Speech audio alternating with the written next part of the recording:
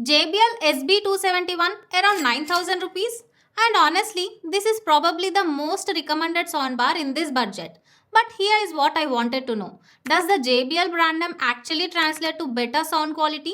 Or are you just paying for the logo? I tested this properly. Netflix, YouTube, music, cricket matches, and compared it with other soundbars at similar prices. And yeah, there are some really good things about this soundbar. But there is also one thing that surprised me.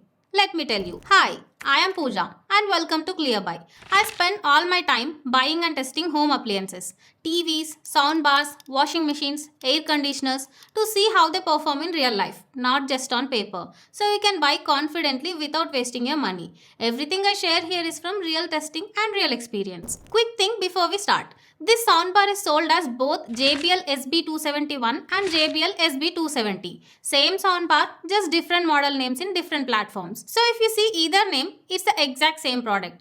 Just wanted to clear that confusion upfront. Alright, so what do you get in the box? The soundbar, wireless subwoofer, remote with batteries, HDMI cable, power cables. First impressions? This looks premium. Like genuinely premium for 9000 rupees. This is a 2.1 channel soundbar system. The soundbar itself has 2 channels and you get a wireless downfiring subwoofer. The soundbar has this glossy black finish with a metal mesh on the front. JBL branding on the top center. Very clean design. Doesn't look cheap at all. Build quality is solid. The subwoofer is compact. MDF wooden cabinet, down-firing design. That's a 5.25-inch driver facing downwards. Good size for the price. And the wireless connection between the soundbar and subwoofer works perfectly. No pairing issues, no dropouts. Just plug both into power, they connect automatically. But the real question is, how does it actually sound? Audio quality. This is what actually matters, right? Let me start with the loudness. This delivers 220 watts RMS. That's real RMS power, not PMPO. The soundbar puts out 104 watts from those 252 watt channels and the subwoofer delivers 116 watts. The soundbar is loud enough up to medium rooms, but not as loud as Samsung C45E, which comes with 300 watts in the similar budget. And the best part? No distortion even at full volume. Some budget soundbars start crackling at high volumes. This one stays clean. And you get the JBL signature sound. Clean, balanced, refined audio quality that JBL is known for. Now, vocals. And this is where JBL really shines. Dialogues in movies, voices in songs, crystal clear, extremely crisp. Whether you're watching a thriller where dialogue matters or you're listening to melody-heavy music, vocals come through beautifully. I compared this with the Samsung C45E and the Tribute S1 that I tested earlier.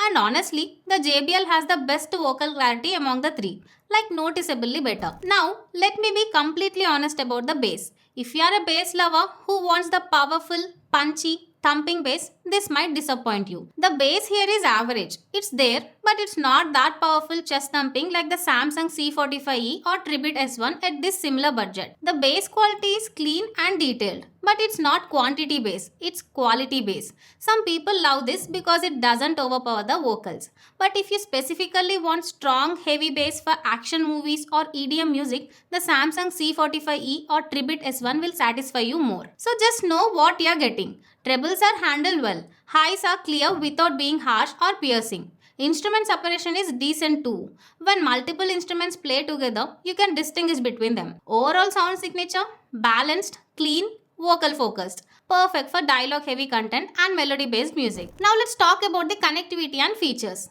Connectivity. And this is where the JBL has an advantage over some competitors. You get HDMI ARC, optical and Bluetooth. All the important options. Bluetooth version is 4.2. Connects quickly, stays stable. I used it with my phone for music and it worked well.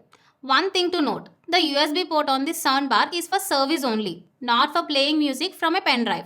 So if you wanted that feature, you won't get it here. The soundbar has Dolby Digital decoding. So when you're watching Netflix or Prime Video with Dolby audio content, it processes that properly, gives you better sound depth. And there are 3 sound modes: music, movie and voice. Movie mode enhances cinematic audio for films. Music mode is optimized for music playback. And here is a really useful feature. Just press the voice button on the remote control to enhance voice clarity. This brings dialogues to the front, allowing your favorite voices to stand out against background noise.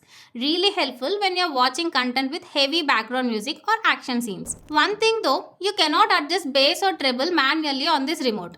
The sound modes are preset. Some people might want that manual control, but this doesn't have it. Alright, final verdict. Current price is around 8,999 rupees. If you want excellent vocal clarity and balanced JBL signature sound, buy this. Perfect for dialogue heavy content and melody based music.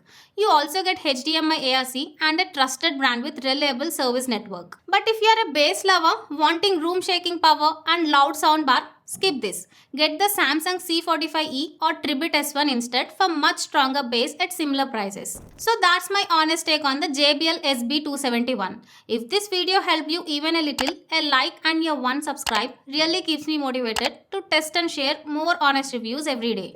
If you are planning to buy one, I've shared the product links in the description. It supports the channel and costs you nothing extra. And if you have any doubts or questions, drop a comment. I read every single one. Thank you for being here. I am Pooja from ClearBuy and I'll see you in the next one.